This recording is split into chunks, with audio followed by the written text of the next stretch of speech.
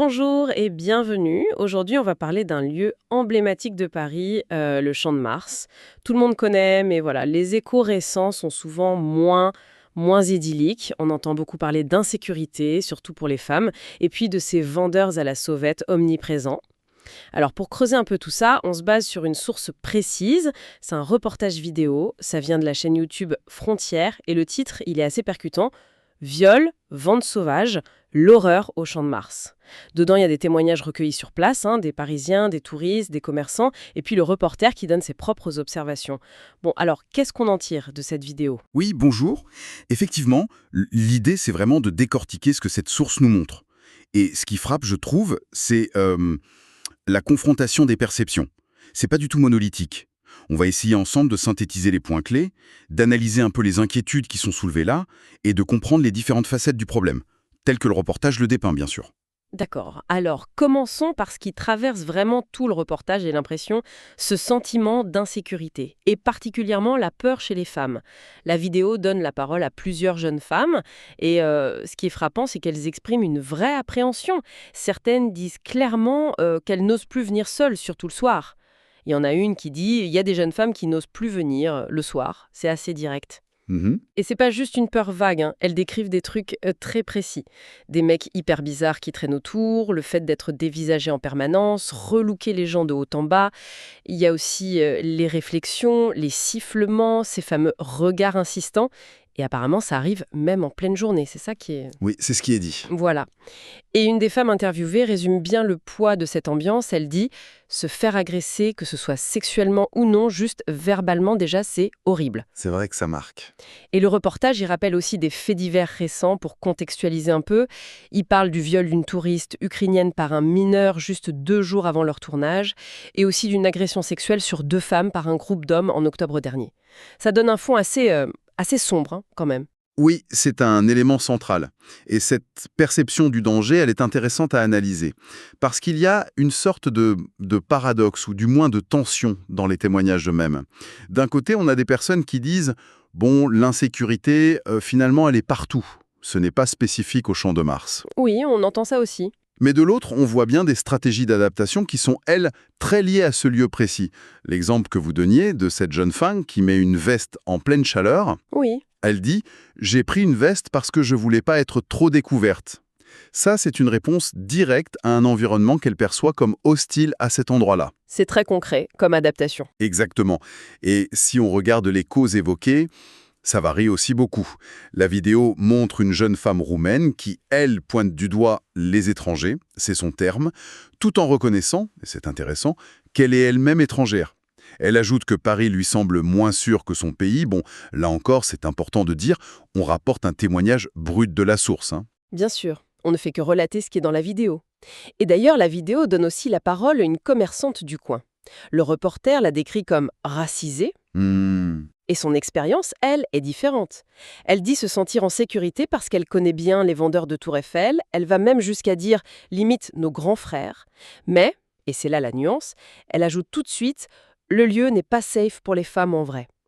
Et elle conclut avec cette phrase qu'on a déjà entendue, partout c'est dangereux maintenant. C'est ça.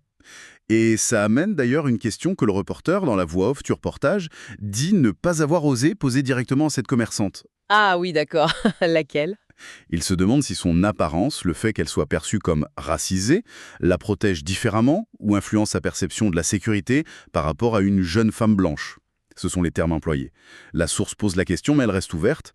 Ça montre bien la complexité des expériences vécues qui dépendent sans doute de plein de facteurs croisés. D'accord, c'est une question intéressante qui est soulevée là. Bon, si on met un peu de côté cette question d'insécurité, l'autre gros morceau du reportage, c'est les vendeurs à la sauvette. La vidéo les montre partout, souvent tous alignés là-bas au pied de la Tour Eiffel. Et pour les commerçants qui sont installés légalement, c'est un vrai problème visiblement. Oui, un problème économique direct. Oui, il y a un commerçant qui chiffre sa perte de chiffre d'affaires. Il parle de 30 à 40% en moins à cause d'eux. Son argument est simple, il ne paye pas de taxes, surtout, il ne paye pas de loyer, il ne paye pas de taxes, il ne paye pas d'impôts, voilà. Et le reportage laisse entendre, sans grande surprise, que ce qui est vendu, c'est de la contrefaçon, bien sûr. Oui.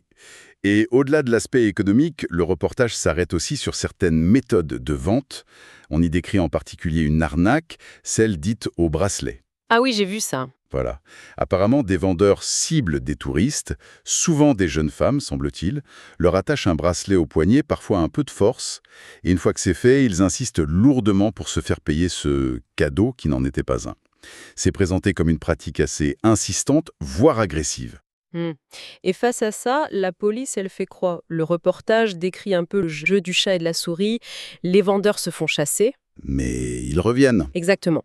Apparemment, ils reviennent aussi vite. Parfois, le reportage dit, ils se réinstallent 5 minutes après. Ça a l'air d'être un cycle sans fin. Oui, c'est ce qui est décrit. Le commerçant qu'on entend, il est assez catégorique là-dessus. Il dit qu'il faudrait une présence policière quasi permanente, de 9 heures du matin à minuit, pour que ça ait un réel effet. Cette question de la persistance malgré les interventions, c'est un point important soulevé par la source. Oui. Et ça renvoie aussi à la perception très variable de ces vendeurs. On a la commerçante qui les trouve gentils parce qu'elle les côtoie au quotidien, et puis d'autres témoignages qui, comme avec l'arnaque au bracelet, dénoncent des méthodes perçues comme agressives ou malhonnêtes. Ça montre bien qu'il n'y a pas un seul regard sur ce phénomène sur le terrain. Tout à fait. Et tout ça, ça nous amène à un passage du reportage que j'ai trouvé particulièrement marquant. C'est l'histoire une affiche officielle de la préfecture de police. Et là, ça devient assez surprenant. Ah, l'affiche achat à la sauvette, attention, oui. C'est ça. Le reportage la montre bien. Et le truc, c'est que l'homme qui est dessiné dessus, eh bien, si on en croit toutes les personnes interrogées dans la vidéo à ce sujet, il ne ressemble, mais alors pas du tout, au vendeur qu'il voit tous les jours au Champ de Mars. Mhm. Les réactions sont assez unanimes et souvent un peu ironiques. Il y en a qui disent qu'il ressemble à Gabriel Attal, d'autres à un beau bourgeois du 16e. Quelqu'un dit même, en parlant de l'affiche, elle a fait beaucoup rire. Le consensus qui est rapporté, c'est clair, les vrais vendeurs, ils ressemblent pas à ce monsieur. Et il est ajouté, ils sont en plus noirs. Oui, c'est un moment assez révélateur du reportage. Et la vidéo essaye ensuite d'explorer pourquoi. Pourquoi un tel décalage entre cette représentation officielle et la réalité observée par les gens sur place? Plusieurs hypothèses sont avancées, soit par les personnes interviewées, soit par le reporter lui-même. Une des pistes, c'est une volonté supposée d'éviter la stigmatisation, pour pas discriminer, pour pas stigmatiser une population particulière. D'accord, une sorte de prudence politique. Peut-être. Une autre idée qui est évoquée, c'est celle d'une crainte du réel, une sorte de difficulté ou même de peur de la part des autorités à montrer les choses telles qu'elles sont perçues sur le terrain. Le reporter et un des intervenants suggèrent même que l'État se sentirait un peu coincé, incapable de dire les choses, de représenter cette réalité-là sans risquer un tollé immédiat. Des accusations de racisme, des plaintes d'associations. Ah oui, le risque de polémique. Exactement. C'est présenté comme un vrai dilemme. Un témoin le formule bien. Quoi qu'il se passe, on tombera sur le ton de la loi, soit de la liberté d'expression, soit du racisme. En gros, la source suggère que la communication institutionnelle serait comme paralysée par cette peur des controverses. C'est un nœud gordien en quelque sorte. C'est fou quand même ce décalage et l'impact de tout ça, de cette ambiance, de ces vendeurs sur les touristes, sur l'image de Paris.